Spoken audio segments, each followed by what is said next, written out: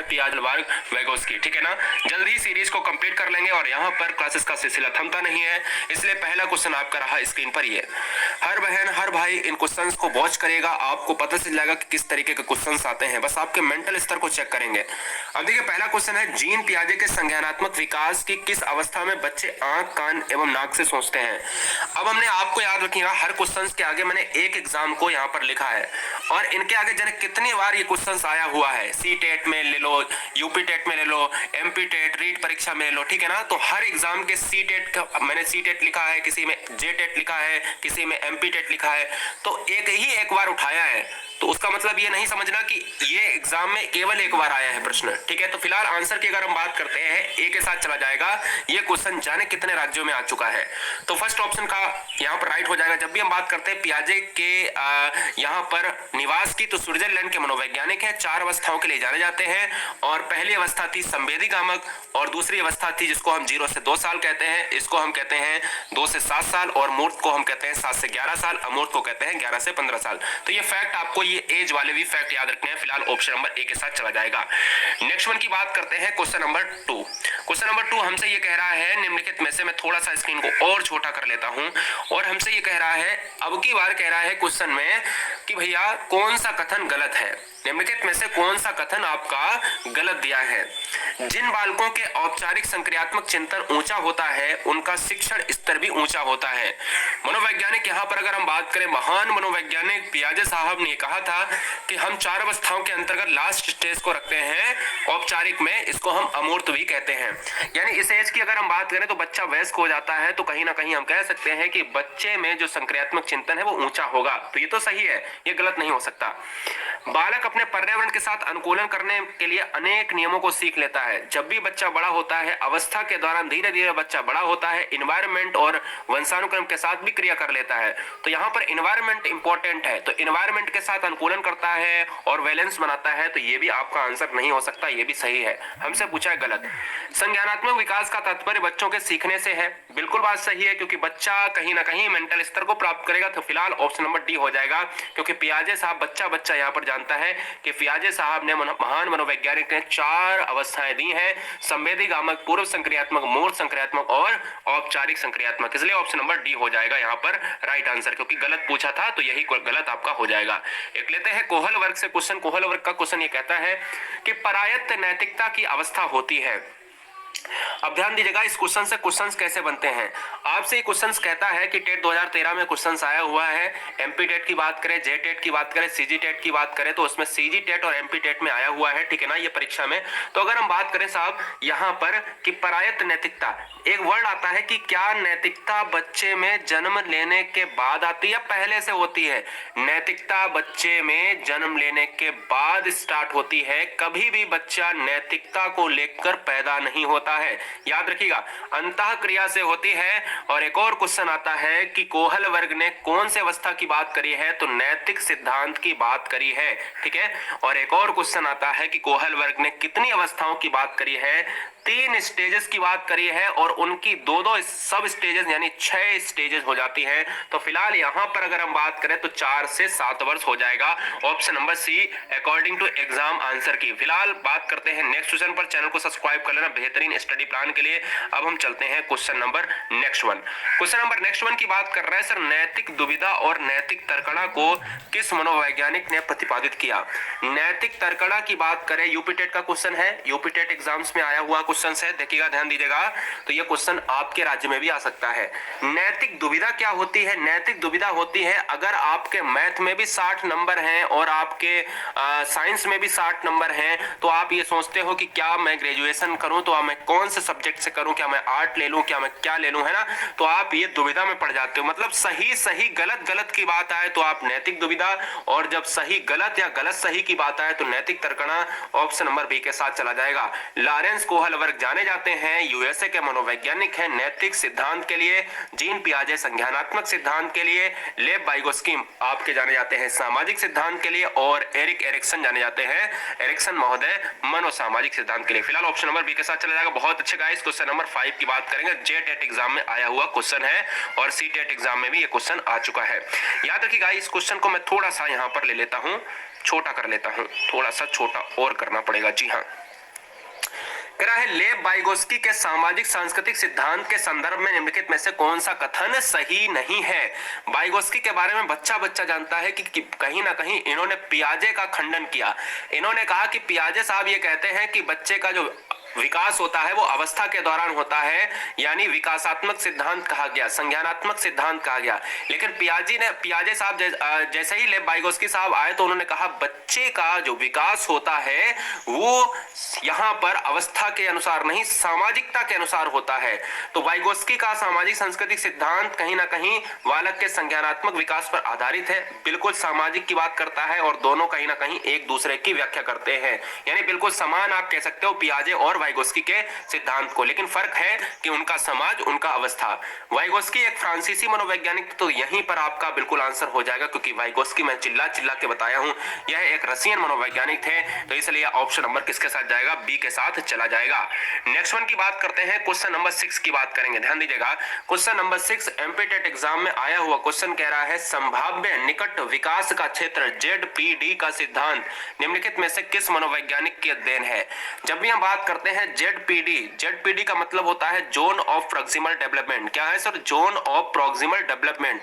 Zone of proximal development यानी समीपस्थ विकास का क्षेत्र, समीपस्थ विकास का क्षेत्र या संभाव्य निकट विकास का क्षेत्र। किस सिद्धांत किसने दिया है, यह दिया है हमारे जीन पियाजे, नहीं लॉरेंस कोहलबर्ग नैतिकता के लिए, यह संज्ञानात्मक के लिए। और इस क्वेश्चन का राइट आंसर जाएगा ऑप्शन नंबर सी के साथ जाएगा।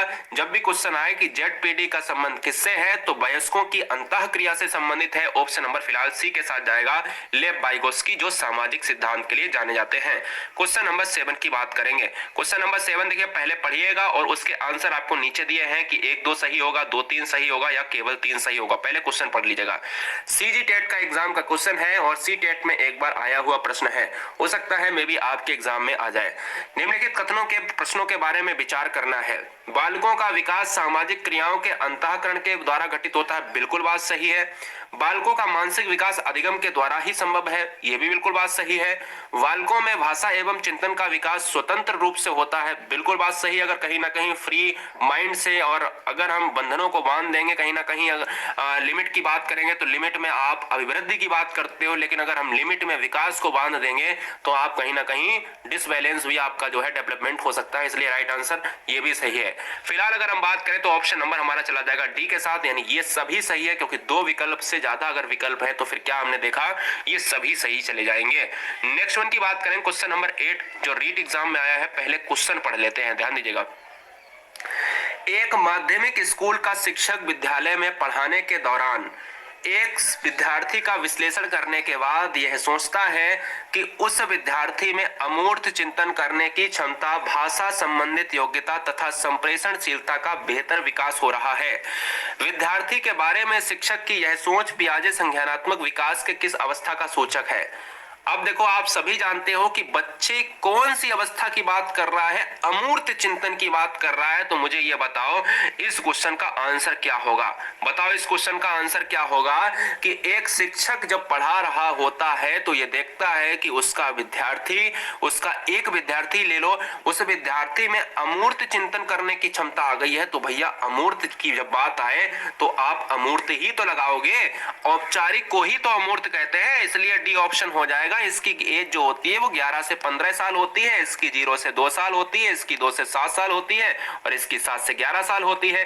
जब वहां पर मूर्त लिखा होता तो हम मूर्त लगाते, अमूर्त चिंतन करें तो अमूर्त के साथ चला जाएगा, औपचारिक के साथ चला जाएगा और मूर्त के साथ जाएगा तो मूर्त के साथ चला जाएगा। Clear. Question number next one कह रहा है सी टेट 2011 का क्वेश्चन है और ये तो बहुत एग्जाम में, बहुत स्टेट में पूछा जा चुका है, लेकिन लिखा मैंने एक ही बार है, सी टेट जून 2011 में आया। बच्चे दुनिया के बारे में अपनी समझ का सृजन करते हैं, इसका श्रेय डॉट डॉट जाता है। बच्चे दुनिया के बारे में सृजन करते हैं, अपनी समझ का सृजन करते हैं, तो क्या चला जाएगा। तो देखिए इस क्वेश्चन का जो राइट आंसर जाएगा गाइस, इस क्वेश्चन का जो राइट आंसर जाएगा वो जाएगा पियाजे के साथ। बच्चा एक नन्हा वैज्ञानिक है, बच्चे सृजन करते हैं, तो इस तरीके के क्वेश्चंस के ऑप्शंस को पियाजे मारना है और ये रहेंगे भैया वही बात कि स्विट्जरलैंड के मनोवैज्ञानिक रहते हैं संज्ञानात्मक विकास के साथ। पावलाव जाने जाते हैं रशियन मनोवैज्ञानिक, कोहलबर्ग यूएसए मनोवैज्ञानिक। पावलाव कुत्ते पर प्रयोग करने के लिए, पियाजे संज्ञानात्मक, और यहाँ पर नैतिक विकास, और ये हैं क्रियाप्रसूत वाले। बात करते हैं नेक्स्ट वन की। नेक्स्ट वन की बात करें तो सीटेट जून 2011 में बहुत सारे क्वेश्चन आपके पियाजे कोहलबर्ग से आए हैं। तो दूसरा क्वेश्चन जून का 2011 का मैं बताता हूँ, फर्स्ट और सेकंड पेपर दोनों की बात कर रहा हूँ। यहाँ पर देखिएगा, या अगर हम बात करते हैं वह अवस्था जब बच्चे तार्किक रूप से वस्तुओं व घटनाओं के बीच में चिंतन प्रारंभ करता है। ध्यान दीजिएगा, तार्किक रूप से वस्तुओं व घटनाओं का चिंतन की बात करता है, जिसमें बच्चा तर्क कर लेता है, चिंतन कर लेता है। और हम कहते हैं कि संवेदी गामक होगा क्या? नहीं, ये तो होती है इंद्रिय गामक। यानी बच्चा जब पैदा होता है तो 2 साल तक करता है। औपचारिक की बात करें, हो सकता है पूर्व की या अमूर्त की। तो हमने कहा जब बच्चा तार्किक रूप से वस्तु की बारे में चिंतन करता है, तो मैं कहूंगा प्रारंभ करने की बात कहूं तो मूर्त अवस्था के साथ चला जाएगा, डी के साथ चला जाएगा। क्योंकि क्वेश्चन में लिखा है क्या? क्वेश्चन में लिखा है प्रारंभ करता है। ये क्वेश्चन मैंने कल भी आपको बताया था। क्लियर? याद रखिएगा, बहुत बढ़िया। अच्छा, एक चीज और याद रखना है, इसमें 2 क्वेश्चन बन सकते हैं। मूर्त रूप से अगर चिंतन करता है तो मूर्त लगाना है। यहां तो खैर मूर्त लग रहा है, लेकिन अगर मूर्त लिखा होता तो मूर्त लगा देना था। अमूर्त अगर लिखा होता तो फिर आपको अमूर्त या औपचारिक लगा देना था। फिलहाल ऑप्शन नंबर डी के साथ चला जाएगा। नेक्स्ट वन की बात करें, क्वेश्चन नंबर 11। क्वेश्चन नंबर 11 की बात करेंगे कि बच्चों के बौद्धिक विकास की 4 विशिष्ट अवस्थाओं की पहचान की गई। बताओ, सिंपल सा क्वेश्चन पूछ लिया था। जी हाँ, फर्स्ट पेपर की बात कर रहे हैं यहाँ पर। तो यहाँ पर देखिएगा, दोनों मिक्सअप पॉइंट में पेपर में ये पूछा गया क्वेश्चन कह रहा है भैया बौद्धिक विकास की 4 अवस्थाओं के बारे में। तो बच्चा जानता है कि पियाजे के द्वारा दिया गया था। ये तो क्वेश्चन उड़ा देंगे साहब, बिल्कुल साहब। नेक्स्ट वन की बात करें, एक और आया जून 2011 में। आप जब दोनों पेपर्स को उठा के देखोगे, क्योंकि एक साल में 2 पेपर कहीं ना कहीं बात होते हैं, तो हमने कहा कि फर्स्ट और सेकंड, सुबह meeting first paper, second meeting आप कहते हो कहीं ना कहीं दोनों पेपर होते हैं जूनियर लेवल का। तो ये क्वेश्चन आया था, वो वाला फर्स्ट में आया था, ये सेकंड में आया था, सेकंड मीटिंग में। तो ये बताओ भैया कि पियाजे के अनुसार निम्नलिखित में से कौन सी अवस्था में बच्चा अमूर्त संकल्पनाओं के विषय में तार्किक चिंतन करता है? मैंने आपसे कहा कि अमूर्त संकल्पनाओं के विषय में तार्किक चिंतन करना आरंभ करता है। इस क्वेश्चन का जवाब क्या होगा? देखिएगा, इस क्वेश्चन का जवाब आपको बताना है, फटाफट बताइएगा इस क्वेश्चन का जवाब क्या होगा। वैसे तो बहुत सारी किताबों में आपको मूर्त संक्रियात्मक मिल जाएगा, क्योंकि आरंभ करता है और अमूर्त लिखा है, और होना भी चाहिए। लेकिन अगर हमने आपसे कहा था कि जब अमूर्त आए तो औपचारिक मारना है, 11 वर्ष से ऊपर की अवस्था में औपचारिक के साथ भी चला जाएगा, ठीक है ना। लेकिन जब सीटेट की आंसर की आई तो उन्होंने औपचारिक को ही सही किया। लेकिन जब भी आरंभ करने की बात होती है तो हम 1 साल पहले की बात करते हैं, मूर्त संक्रियात्मक की बात करते हैं। तो फिलहाल यहां पर तो आंसर क्या चला जाएगा? बी के साथ चला जाएगा। लाइक करते रहो मित्रों यहाँ पर, ठीक है, लाइक करते रहो। सभी बच्चे एक बार लाइक करेंगे, टेंशन लेने की बात नहीं है। अब देखिए क्वेश्चन कह रहा है 13वां।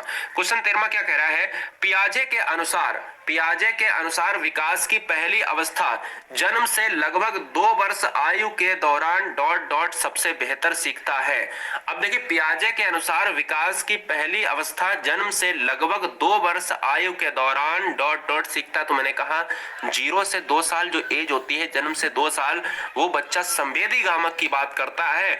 और विकास की पहली अवस्था हम कहते हैं स्टार्टिंग की एज कर रहा है तो इंद्रिय गामक की चली जाएगी, क्योंकि बच्चा इंद्रियों से सीखता है, ना कि हाथ पैर। जब भी दूध मांगेगा या भूख लगी होगी तो वो मांगेगा थोड़ी ना आपसे, रोएगा, है ना। इंद्रियों से करता है। इंद्रियों की संख्या 5 आपको बताई गई है। फिलहाल ऑप्शन नंबर डी के साथ चला जाएगा।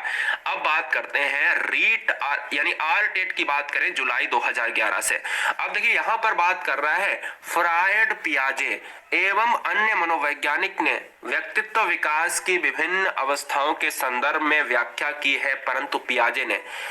तो दोस्तों, ऊपर हमने जितने भी सारे क्वेश्चन कराए हैं सीटेट 2011 और उसके 6 क्वेश्चन, लगभग 5 से 6 क्वेश्चन पूछे गए। बताओ, एक चैप्टर से इतने क्वेश्चन आना बहुत ही गजब की बात होती है। आप कभी भी प्रैक्टिस सेट उठा के देखिए, मिला लीजिएगा, कभी भी आपको कोई भी यहाँ पर मिलावट नहीं मिलेगी। एक बार आप चेक करिएगा, दोनों पेपर का उठाना, दोनों paper second meeting first meeting उठाना, आप देखिएगा, मजा आएगा। क्लियर? तो याद रखना है कि इसलिए आपको तीनों सिद्धांत अच्छे से पढ़ने पड़ेंगे और उनके क्या करने पड़ेंगे, उनके क्वेश्चंस हल करने पड़ेंगे। क्वेश्चन नंबर 14, फ्रायड, पियाजे एवं अन्य मनोवैज्ञानिक ने व्यक्तित्व विकास की विभिन्न अवस्थाओं के संदर्भ में व्याख्या की, परंतु पियाजे ने कहा है कि विकास की अवस्थाएं वातावरण से निर्धारित होती हैं। कहा है कि शैशवावस्था के अनुभव ही अधिक प्रभावित करते हैं, बाकी अवस्थाओं को सीमित प्रभाव करते हैं। कहते हैं विभिन्न अवस्थाओं को समझाने के लिए संज्ञानात्मक बदलाव के बारे में कहा, और ऑप्शन नंबर कह रहा उपरोक्त में से कोई नहीं, तो सी ऑप्शन बच्चे कह रहे बिल्कुल सही है, क्योंकि संज्ञानात्मक विकास के पियाजे के संदर्भ में ही तो पूछा गया था, इसलिए right answer option number C के साथ चला जाएगा, कोई दिक्कत वाली बात नहीं है। क्वेश्चन नंबर 15 की बात करेंगे। पियाजे के अनुसार मूर्त संक्रियात्मक अवस्था का जो स्तर होता है वो कितना होता है? कितना होता है पियाजे के अनुसार मूर्त संक्रियात्मक का स्तर कितना होता है? तो दोस्तों इस क्वेश्चन का जो राइट आंसर जाएगा, मैंने कहा 0 से यानी जन्म से 2 वर्ष की बात करें इंद्रिय गामक या संवेदी पेशी या संवेदी गामक, 2 से 7 की बात करें तो पूर्व संक्रियात्मक, 7 से 11 की बात करें तो मूर्त संक्रियात्मक, और मूर्ति तो पूछा था इसलिए राइट आंसर क्या हो जाएगा? 7 से 11 हो जाएगा। 11 से 15 आपका अमूर्त या औपचारिक, तो फिलहाल ऑप्शन नंबर सी के साथ जाएगा। किस मनोवैज्ञानिक के अनुसार सीखने का मतलब ज्ञान निर्माण करना है? सीखने का मतलब ज्ञान निर्माण करना है। सीजी टेट 2011 और सी टेट में तो आया ही हुआ है, साथ में यूपी टेट में आया है और एमपी की परीक्षाओं में आया हुआ है, याद रखिएगा, मिला लीजिएगा। बहुत बढ़िया, प्रीवियस ईयर पेपर उठाएंगे खुद ही पता चल जाएगा। किस मनोवैज्ञानिक के अनुसार सीखने का मतलब ज्ञान निर्माण करना है? तो दोस्तों बच्चा जानता है, पियाजे के अनुसार जाएगा। क्वेश्चन नंबर 17, पहले क्वेश्चन का यहां पर क्वेश्चन पढ़ते हैं, फिर चलते हैं पी टेट 2011 में आया है पी टेट का, तो हर राज्य बच्चों के लिए क्वेश्चन है, देखिएगा। निम्न सिद्धांतों में कौन सा बच्चे के बौद्धिक विकास के 4 चरण संवेदी गामक, पूर्व परिचालन या पूर्व संक्रियात्मक, सुदृढ़ परिचालन या यहाँ पर मूल संक्रियात्मक, औपचारिक परिचालन या फिर अमूर्त संक्रियात्मक को चिन्हित करता है? तो बताओ यहाँ पर अगर हम कहते हैं, क्या मैंने जो अभी आपको बताया है कि क्या पूर्व परिचालन को पूर्व संक्रियात्मक कह सकते हैं?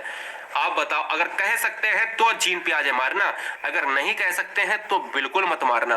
भैया मेरे, जब 4 अवस्थाएं बौद्धिक विकास की आई हैं तो देर क्यों कि 4 अवस्थाओं के बारे में पूर्व परिचालन का मतलब दूसरा होता है पूर्व संक्रियात्मक, मूर्त संक्रियात्मक का मतलब होता है परिचालन यानी सुदृढ़ परिचालन, और औपचारिक की बात करते हैं तो औपचारिक तो है ही। तो याद रखिएगा ऑप्शन नंबर सी के साथ चला जाएगा। बहुत जबरदस्त क्वेश्चन है। फिलहाल क्वेश्चन नंबर नेक्स्ट की बात करें, क्वेश्चन नंबर नेक्स्ट रहेगा 18वां ये, वाइगोत्स्की बच्चों के सीखने में निम्नलिखित में से किस कारक की भूमिका महत्वपूर्ण? मतलब वाइगोत्स्की जब भी आप अगर बात करते हैं किस तरीके के कारक पर बहुत ज्यादा बल देते हैं, ये आपसे पूछ रहा है।